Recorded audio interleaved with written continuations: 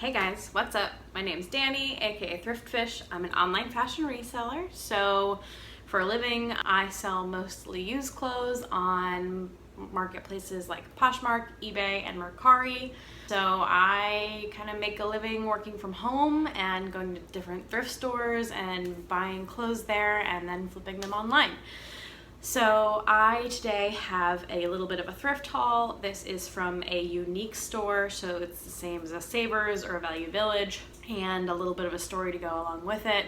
This is a really good haul, so I'm going to go ahead and show you what I got. I'm also going to try to put comps on the screen for each item so you can see how these items are actually performing on Poshmark, because that is my primary platform. Those are the comps that I'm gonna show on the screen. And there are also a lot of new to me BOLO brands that I picked up that I didn't know were desirable, but when I found them and looked them up, they have good comps. So happy to share those with you today. So let's go ahead and start with actually I'm gonna start with shoes. I never start with shoes. I'm definitely a fan of sourcing shoes. This first one is one that I've never heard of before. I just saw like the suede coated platform with like the loafer style, and I was like, I'm just curious. And the brand, I don't know how to pronounce.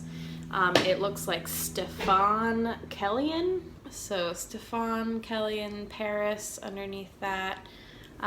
It says it inside the shoe, but it is a lot harder to see in there. And I did look this up on Poshmark, and it looked like this particular style was going for around $50. They're made in Portugal. They just feel like a really well-crafted shoe and have really nice suede. So I was happy to pick these up. I also had a 30% off coupon. It was like if you spend $75 or more, you get 30% off, and I did spend $75 or more, so, and that's like the highest discount they give other than like 50% off days, in my experience anyway, at my stores. It's a little rubbed off, but this is a pair of Aquatalia, just little, I don't know, almond or point toe, little block heel pumps, a little like cream color. There's a little bit of wear. Not perfect, but they are a size 6.5, a little bit of a smaller size, but really nice. I love picking up Aquatalia shoes, and I think this is a really nice basic style. Basic yet modern. Here is a pair of larger men's Allbirds wool loungers. They're a size men's 11. But I usually am able to find these and snag them. I'm always like scanning the men's. I usually specifically scan the men's section for these because I can recognize these really easily. So, brand that I've never picked up, and like I'm pretty sure I've heard of it before, but didn't really know anything specific about it or if it was a good brand or not. But it's hard to see. It says Tony Bianco. I don't actually think it says it on the bottom. Just says size 8. These are a really nice pair of leather, just like little slide sandals. And I did look up comps on this one. You know, this designer shoe in general looks like the comps are pretty good. Again, a little wear on the toe, that's pretty normal. I can kind of buff that out a little bit. The pièce de résistance of shoes, of course. A lovely little pair of Rothy's, just kind of nonchalantly sitting there. So I did grab these. I did some checking on Instagram. There are some posts that I know that have come up, even just I think on my feed today. I saw a post about authenticating Rothy's, so I quick got these out and just like double checked everything, and they do look to be authentic. So I'm excited to. I've found Rothy's in the past that have not been, so I'm just trying to be safe. But you know, these go for a quick, usually 100. So I don't know about this particular style though, or this like colorway. Oh, there is a little bit of a pull in these though. That's interesting. They'll still sell. Okay, let's move on to clothing. Let's start in the jeans and work our way up. This is a pair of James jeans, which I don't really know much about. It was a good style and they were fairly inexpensive at 30% off of $6. So I went for it. They kind of have like a flared raw edge leg. I'll give it a shot. I'll throw the comps up and we'll see how they do. Brand new with tags pair of Madewell curvy high-rise skinny jeans. They are a small size. They're a size 24, but this is a solid style of new with tags Madewell jeans, and they do have, I think, like the magic pockets, so which like are supposed to look more slimming, so which is like a Madewell thing that I didn't know about until well into reselling. Somebody was like, does this have the pockets? And I'm like, I don't know what you're talking about. Like the magic pockets. I'm like, what is a magic pocket? Yeah, anyway, this is 2 pairs of Athleta, like jogger pants. These are really cool. I like this elastic waist. Ooh, they're the cosmic jogger. It even says the style right there. Small petite, little jogger bottom. Athleta joggers do really well for me. This looks to be a fairly new style as well. This is a style I've sold before. I forget what this pant is called, but this is a 6 petite, so it might be from the same person. These are a navy blue pair. I'm selling through a lot of Athleta, just basic leggings and joggers right now, so I am on the lookout for them pretty much all the time. This is another really solid pair of like ombre full length, like high-rise leggings from Athleta. See the logo on the back. These are a size medium. Really love these. They're really soft. And a pretty popular camo style of, I think, high-rise aloe leggings. You can see there's the aloe logo. I think the size is worn off, so I'll have to figure that out, but these are solid as well. Sold a style like this similar not that long ago. Here is a little Madewell, like little poncho hooded tasseled little sweater. Cute style, looks to be a newer tag. Size extra small, small. Well, the interior tag's cut off, so I can't tell you how new it is or what it's made out of, but it's still very cute. This is a brand I'm not familiar with or was not familiar with before looking it up, but it did seem like an expensive, well-made dress. It's not necessarily my style, but I did want to look it up because the tag was really intriguing. It's this Thea. I don't know how to say it, but that's my guess. Size 6, little dress, and I will throw up comps for this one on the screen to show you what I found when I looked it up as to why I picked this up. So really cool, very like intricate, detailed dress. Okay, here's one that I debated picking up, and I am still debating how I want to sell this.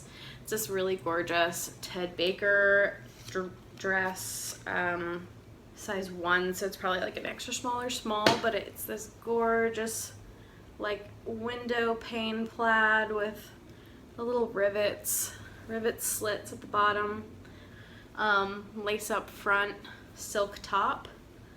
Very beautiful, but the back of the sleeve has this going on.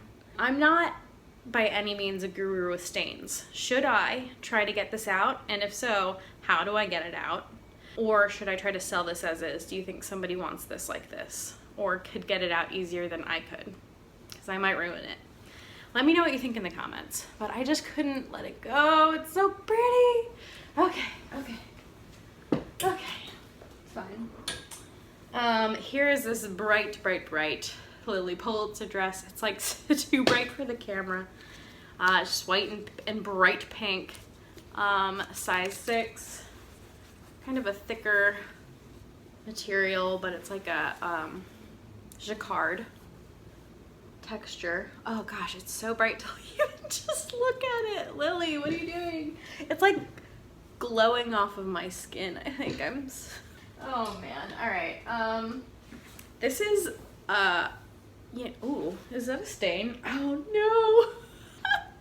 Looks like I've got some stain work to do, guys. Okay, well, this is still a really nice dress if I can get the stain out. This is likely size 8. I think this is an Australian brand, like a Revolve Australian brand. It's like a little midi length, got a slit at the bottom, form fitting, really pretty. I just have to see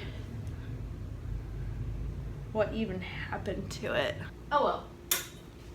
I don't mind doing a little stain treatment and mending. I'm not good at it, but if I know how to do it, I'll do it.